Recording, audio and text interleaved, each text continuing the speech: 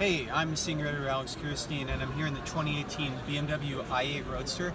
Just want to show you a couple of things about the interior that I really like. One thing in particular, so the rear seats are gone compared to the Coupe, and instead they have a 3.5 cubic foot storage area. And you know, it's not huge, put an overnight bag there, but what I really like, the idea I really like here, is they have these little dividers that pop up and snap into place. The reason I like this is, if you're trying to get at something like your sunglasses or in your bag or something back here, these dividers keep your bag kind of in the middle, so you can just reach back and get into it.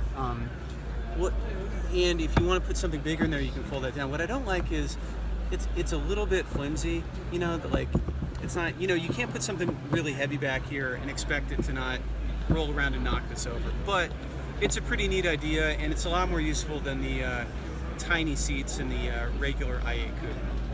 Okay, let's talk about powertrain changes for a second. All 2018 BMW i8s are going to get a slightly revised electric motor that makes about 12 more horsepower and a slightly different battery. Now, it occupies the same amount of space, but due to better chemistry, they've increased the capacity a little bit.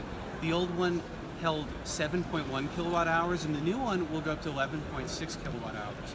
Now, what that means is you get a little more EV-only range. What it doesn't mean is there's not a significantly different amount of acceleration. Top speed's not really changed. The other very slight change is underneath this flat black panel, which looks kind of cool, especially contrasted with the bronze color on the show car. The turbo inline 3 is very, very slightly revised. Basically, all they did was make it sound a little bit better. We haven't heard it fire up in person yet, so I can't tell you how much better it sounds, but that's pretty much all the changes of powertrain. They're subtle, but they should improve the car for anyone that buys one.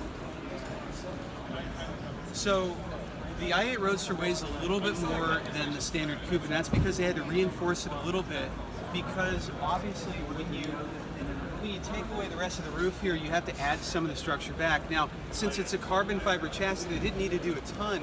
They added a little bit of reinforcement underneath, but they didn't have to change physically the sills.